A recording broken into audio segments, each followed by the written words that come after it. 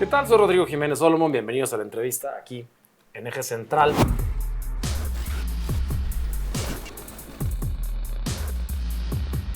Vamos a tener un invitado especial que hoy culmina muchos años de servicio al frente del Instituto de Información de Transparencia de la Ciudad de México. Él es Arístides Guerrero García, comisionado presidente, por cierto, de este instituto, quien este día deja de ser el presidente, continúa unas semanas más en el instituto y mucho tendrá que platicarnos en momentos en México donde se está llevando a cabo una reforma importante, constitucional, para la eliminación, para la transformación de los organismos autónomos. Y uno de los temas que están en el tintero de los legisladores, de debate en los medios públicos, es precisamente el acceso a la información pública, la transparencia. Bienvenido, Arístides. Muchísimas gracias, Rodrigo. Gracias por la oportunidad y saludo a toda tu audiencia. 2018 entras como comisionado a este Instituto de Transparencia de la Ciudad de México. Es como el INAI, pero de la Ciudad de México. Logras hacerte comisionado presidente y culminas hoy. Hoy es el último día que seré comisionado presidente del Info de la Ciudad de México y qué mejor que conmemorarlo con este programa, mi querido Rodrigo. A ver, te tocó ejercer en un instituto que tuvo mucha atención pública porque pues, de ahí emanó la hoy presidenta de la República, del gobierno de la Ciudad de México. Te tocó ser este contrapeso, este organismo tan importante para la ciudadanía que velaba por la transparencia y la protección de datos. Definitivamente tuvimos una ardua labor, principalmente de acompañamiento a lo que la ley denomina sujetos obligados. Nosotros decidimos implementar una lógica de capacitación constante porque cuando llegamos, pues muchos entes públicos estaban reprobados en materia de transparencia. Y lejos de empezar a golpetear, decidimos empezar a acompañar. Y presentamos el programa más ambicioso de capacitación que ha habido en toda la Ciudad de México, logrando de esta manera capacitar a más de 124,000 servidoras y servidores públicos de la Ciudad de México, y lo cual desembocó en que se elevaran las calificaciones en materia de transparencia. Hay unos spots en la radio, en la televisión ahorita que la oposición en México está financiando, que hablan de un caso muy específico en el cual una señora muere su marido y ella no puede tener acceso al acta de defunción para reclamar sus derechos. Entonces lo pide vía el INAI y gracias a eso se lo da el INAI y la transparencia le sirve a todos los mexicanos. Y utiliza este spot, esta idea, contrarrestando esta legislación, esta reforma legislativa que viene tan fuerte para eliminar el órgano público autónomo de la transparencia a nivel nacional. Pero eso quiere decir, Arístides, que esta reforma busca eliminar la transparencia en México. Definitivamente no, y yo creo que justamente ahí está el entender bien la reforma en su contexto. La reforma del artículo 6º apartado A de la Constitución, hay que decirlo, no toca el párrafo primero, el derecho a acceso a la información será garantizado por el Estado, que está desde 1977, no toca el párrafo segundo, y si nos vamos al análisis del apartado A del artículo 6º, que va de la fracción primera a la fracción octava, primera fracción define sujetos obligados, no lo toca. Segunda fracción, el límite del acceso a la información en la protección de datos personales, únicamente agrega un parrafito, pero lo mantiene. Tercera fracción se refiere a que las solicitudes de acceso a la información o que cualquier persona puede presentar una solicitud de acceso a la información, no la toca. Fracción cuarta se refiere a la creación de un recurso de revisión, es decir, un mecanismo de impugnación para cuando un ente público no responde a una solicitud de acceso a la información, tampoco lo toca. Entonces creo yo que si nosotros analizamos a fondo la propuesta de reforma constitucional, definitivamente el derecho de acceso a la información no desaparece, el derecho a la protección de datos personales tampoco desaparece, y lo que sí cambia es la fracción octava, en donde se hace referencia a sí la desaparición del órgano garante nacional del INAI, y bueno, en el caso de los órganos garantes de las entidades federativas corresponde el artículo 116 constitucional. En el caso de la Ciudad de México a nosotros nos corresponde el 122. Nosotros hemos estado entablando un diálogo constante con las y los diputados del Congreso de la Ciudad de México. Nos reunimos con los 43 diputados y diputadas del PT, de Morena y del Partido Verde, y nos reunimos con todo el grupo parlamentario del PAN. Estamos buscando un diálogo constante para que el Info de la Ciudad de México logre una transición muy ordenada. O sea, digamos que lo accesorio sigue la suerte de lo principal, pensando en lo local contra lo federal, va a desaparecer el INAI, va a pasar al Poder Ejecutivo, y en la Ciudad de México se plantea lo mismo, o sea, que desaparezca este organismo autónomo, que hasta hoy presides tú, y entonces se convierta en un órgano de una Secretaría de Estado. A nosotros nos gustaría, y es lo que hemos estado dialogando con las y los legisladores, buscar que independientemente de la naturaleza jurídica, el Info se mantenga. El Info cumplió este año 18 años. y ha logrado ya posicionar una marca bastante importante. Y es un antes y un después. Totalmente, y además hoy el Info de la Ciudad de México puede ser, y a eso aspiramos, que sea el referente nacional, el ejemplo de cómo la transparencia puede seguir subsistiendo a través precisamente del diálogo y de un trabajo coordinado. Hay que decirlo, cuando recién llegamos como comisionados en el año 2018, un año después, en el 2019, tuvimos una primera reunión con la entonces jefa de gobierno, la doctora Claudia Sheinbaum, hoy presidenta de la República, y ella fue la que nos pidió un programa de capacitación en materia de transparencia, es decir, mostró su interés por la transparencia. Derivado de ese programa de capacitación es que logramos que muchos sujetos obligados llegaran a ese 100% en materia de transparencia. ¿Y cómo fue trabajar con la jefa de gobierno entonces, Claudia Sheinbaum? Porque en el INAI no se sintió un buen ambiente con el Poder Ejecutivo de Andrés Manuel López Obrador. De hecho, pues quebró el instituto eso, ¿no? ¿Cómo fue trabajar como un órgano autónomo, colegiado, por cierto, con una jefa de gobierno que hoy es la presidenta de la República? En la mañana, precisamente, también en una entrevista nos decían, es que ustedes los calumniaron. Y yo dije, definitivamente no, al Info de la Ciudad de México nunca lo calumniaron, y al contrario, al Info de la Ciudad de México lo felicitaron. De todas las fuerzas políticas, las diputadas y diputados han generado un reconocimiento por todo el esfuerzo que estamos realizando y además la innovación. Somos el único órgano garante del país que tiene un chat que hace uso de inteligencia artificial y que permite responder una solicitud de acceso a la información no en 9 días, que es lo que contempla la ley de transparencia, sino tan solo en 9 segundos. Eres joven, pero tienes mucha experiencia. Yo quiero ver esos resultados que una persona millennial hizo en una institución tan fuerte. Presúmenos, ¿qué fue lo que parece un videojuego. A ver si se alcanza a ver en pantalla. Y este es el Infoverso. El Infoverso es el primer espacio en el metaverso a través del cual ya estamos llevando a cabo audiencias de conciliación. Solamente el Poder Judicial de Brasil había llevado un ejercicio similar y en pruebas piloto. Pero el Info de la Ciudad de México es el primero en el metaverso en llevar a cabo audiencias de conciliación siguiendo una lógica muy importante. Hoy en día una solicitud de acceso a la información se presenta de manera anónima. Sí. Para mantener el anonimato, más bien era muy difícil que alguien se animara a conciliar, pues porque perdía el anonimato al acudir de manera presencial al Info de la Ciudad de México. Claro. Creamos este espacio virtual que parece un videojuego para que alguien pueda ingresar como si fuera un avatar e ingresar a una sala de conciliación, ponerse a acuerdo con el sujeto obligado, entregarle la información que le faltaba, y en lugar de resolver un recurso de revisión que tardaba lo habitualmente entre 30 o hasta 40 días, lo estamos resolviendo en menos de 10 días. Imagínate un juicio con todas las etapas que existen, resolverla en menos de 10 días. Bueno, además eso te reduce costos operativos, costos administrativos, costos en capital humano. Y también está rico decir, tengo que ir a una audiencia porque no me soltó la información del servidor público, pues me conecto en mi computadora, en un cibercafé y puedo ir a esta audiencia. Y lo puedes hacer desde tu teléfono celular, desde una tablet, desde una computadora, o incluso si tienes unos lentes de realidad aumentada, la experiencia mejora de una manera importante. Es el Infoverso.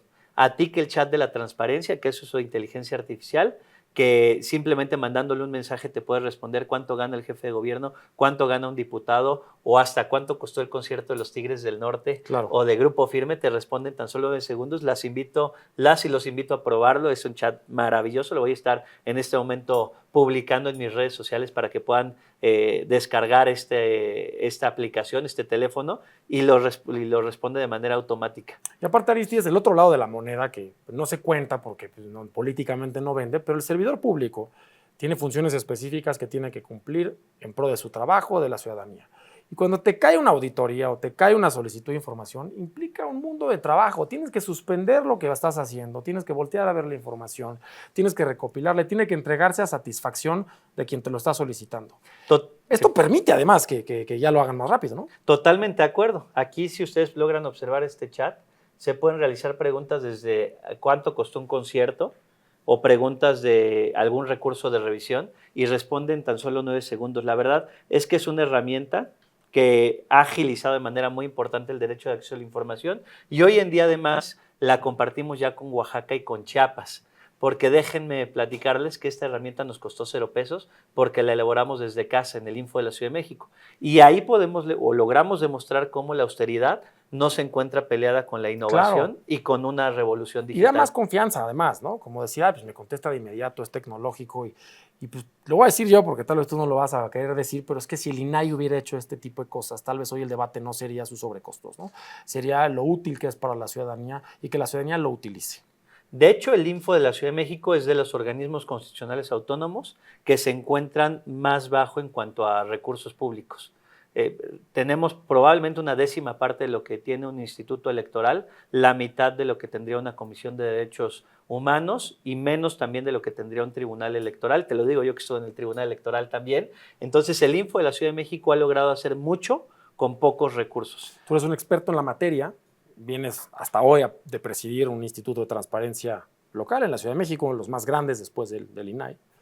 A tu criterio, la transparencia no se ve amenazada en el país con esta reforma. La transparencia puede evolucionar y creo que nuestra responsabilidad como comisionadas y comisionados es aportar al debate de cómo se va a materializar esta transición que se dé con la propia reforma constitucional. Y estar participando en el Parlamento abierto, estar participando en la armonización de la Ley General de Transparencia, cuidar mucho cómo va a funcionar el recurso de revisión.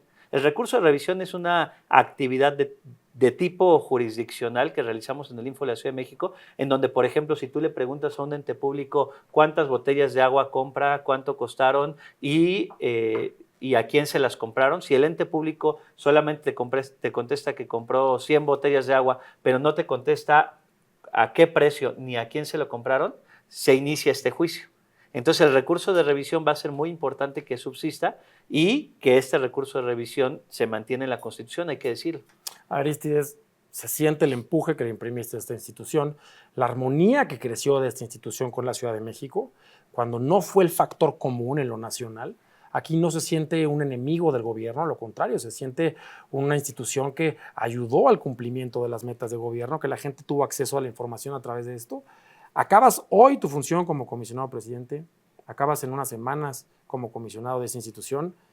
¿Y qué sigue para ti? Trabajaste en un tribunal electoral, eres abogado, sabes de temas jurisdiccionales, vienes de presidir una institución, le diste empuje y tienes prestigio.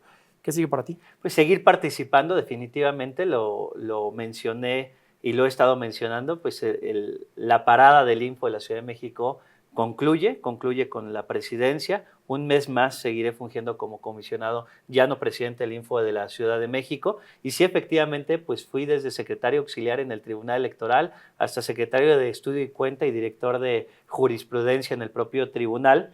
Y llevo 10 años impartiendo clases en la Facultad de Derecho de la UNAM. La clase de Derecho Constitucional, Derechos Humanos y cuento con especialidad en Derecho Constitucional y pues definitivamente es muy atractivo participar en el proceso que viene en puerta. Huele a juez eso, huele a que le vas a entrar al proceso que están llevando a cabo para juez, para magistrado, para ministro.